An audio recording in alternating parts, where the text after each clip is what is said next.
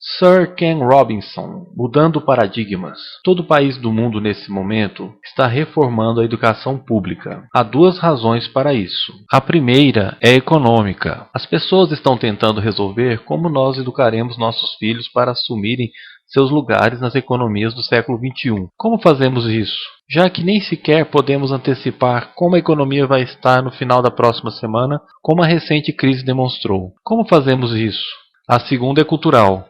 Todo país do mundo está tentando entender como educamos nossos filhos para que eles tenham uma percepção de identidade cultural, para que possamos passar os genes culturais de nossas comunidades. Enquanto fazendo parte do processo de globalização, como equacionamos isso? O problema é que eles estão tentando chegar ao futuro fazendo aquilo que fizeram no passado.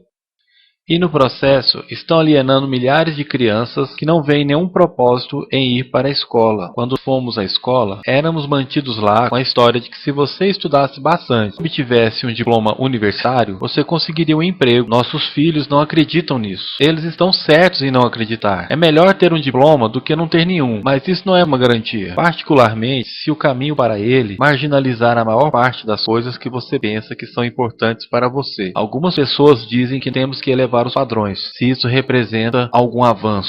Sabe, claro que devemos elevá-los. Por que baixaríamos? Você sabe, eu ainda não encontrei nenhum doido que me persuadisse a baixar os padrões. Mas elevá-los? É claro que devemos elevá-los. O problema é que o sistema educacional atual foi desenhado e pensado e estruturado para uma época diferente.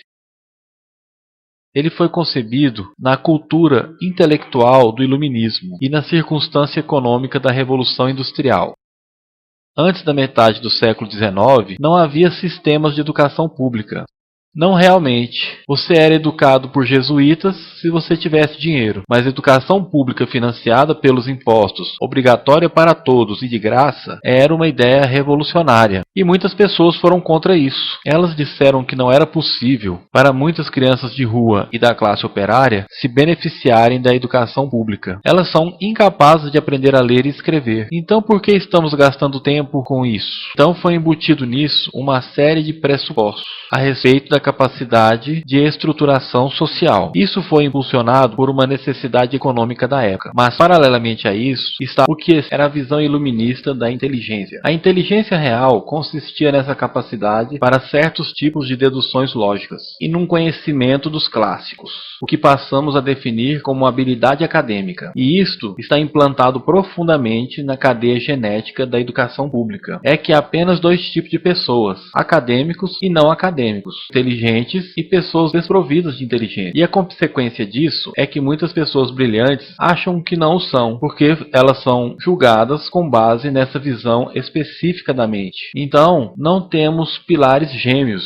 econômico e intelectual. A minha visão é que esse modelo trouxe o caos para a vida de muitas pessoas. Tem sido ótimo para alguns. Há pessoas que se beneficiaram enormemente, mas a maioria das pessoas não. Elas, ao invés, sofreram isso. Isto é a epidemia moderna e é tão inapropriada como fictícia. Isto é a praga do TDAH. Este é um mapa da incidência do TDAH nos Estados Unidos, ou prescrições médicas para TDAH. Não me interprete mal, eu não quero dizer que não há tal coisa como transtorno do déficit de atenção. Eu não estou qualificado para dizer que não existe tal coisa. Eu sei que uma grande parte dos psicólogos e pediatras acreditam que exista tal coisa, mas ainda é um assunto em discussão. O que eu sei como fato é que não é uma epidemia. Essas crianças estão sendo medicadas com a mesma frequência em que retiramos nossas amígdalas, e pelos mesmos motivos caprichosos e pela mesma razão. Modismo médico. As nossas crianças estão vivendo o período mais intensamente estimulante da história da Terra. Elas estão sendo cercadas por informação e dividindo sua atenção entre várias plataformas, computadores, iPhones e publicidade de centenas de canais de TV. E nós as estamos penalizando por se distraírem. De quê? Coisas chatas. Na escola, na maioria das vezes. Parece-me não ser totalmente uma coincidência que a incidência de TDAH tenha aumentado paralelamente ao crescimento da padronização dos testes.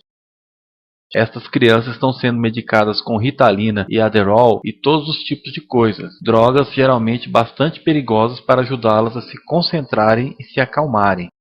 Mas de acordo com isto, o TDAH aumenta à medida que você cruza o país em direção ao leste. As pessoas começam a perder o interesse em Oklahoma.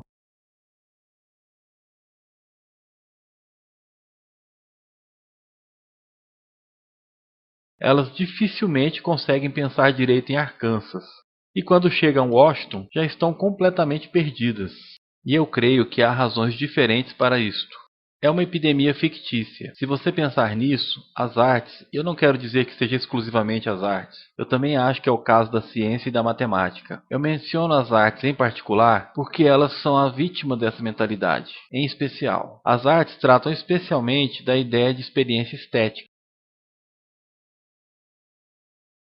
Uma experiência estética é aquela em que os nossos sentidos estão operando na sua capacidade máxima, quando você está presente no momento atual, quando você está vibrando com o entusiasmo desse sentimento que você está experimentando, quando você está plenamente vivo. E anestésico é quando você fecha seus sentidos e se anestesia para o que está acontecendo. E muitas dessas drogas fazem isso. Nós estamos conduzindo nossas crianças na sua educação escolar, anestesiando-as. E eu penso que deveríamos fazer exatamente o contrário. Não devemos colocá-las para dormir, mas sim despertá-las para aquilo que elas têm dentro de si. Mas o modelo que temos é esse. Eu acredito que nós temos um sistema educacional moldado nos interesses da industrialização e na sua imagem. Eu vou dar alguns exemplos.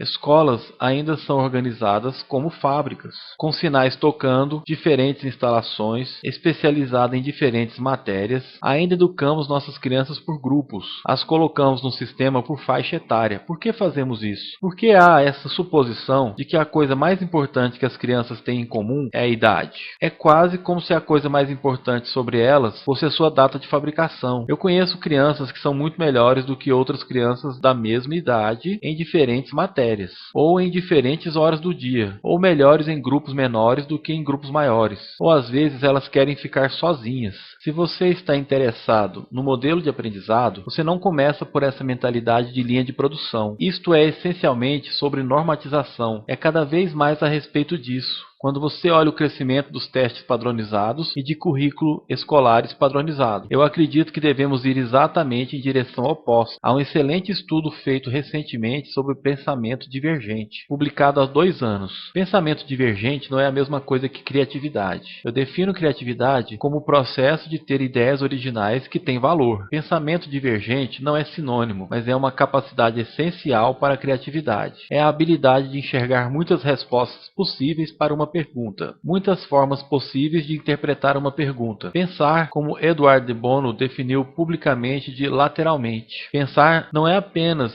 de maneira linear ou convergente. Enxergar múltiplas respostas e não apenas uma. Eu preparei um teste para isso. Num deles, chamado de exemplo do bacalhau, são feitas perguntas do tipo: quantas utilidades você pode ver para um clipe de papel? Uma das perguntas rotineiras. A maioria das pessoas pensa em 10 ou 15. Pessoas boas nisso podem achar até 200 utilidades. E elas fazem isso dizendo: você sabe, precisa ser um clipe de papel como conhecemos, Jim? O teste é esse. Eles foram dados para 1.500 pessoas num livro chamado Breakpoint and Beyond. E pelas regras do teste, se você pontuasse acima de um certo nível, você seria considerado um gênio do pensamento divergente. Então a minha pergunta sobre isso é: qual a percentagem das 1.500 pessoas testadas obteve pontuação de gênio em pensamento divergente? Eu preciso saber mais uma coisa sobre eles. Estas eram crianças do jardim de infância. Então o que você acha? Qual foi a percentagem de gênios?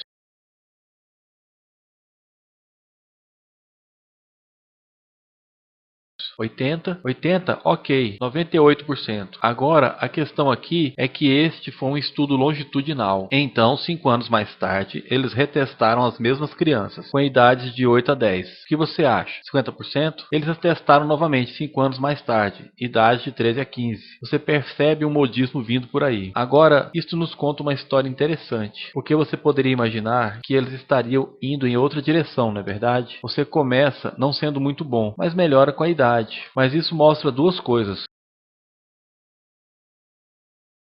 Uma é que todos nós temos essa capacidade. E duas, ela predominantemente se deteriora. Muitas coisas aconteceram com essas crianças à medida que cresceram. Muitas. Mas das coisas mais importantes que aconteceram, que eu estou convencido, é que agora elas foram educadas. Elas passaram 10 anos na escola ouvindo. Há uma resposta, está atrás, e não olhe, e não copie, porque isso é colar.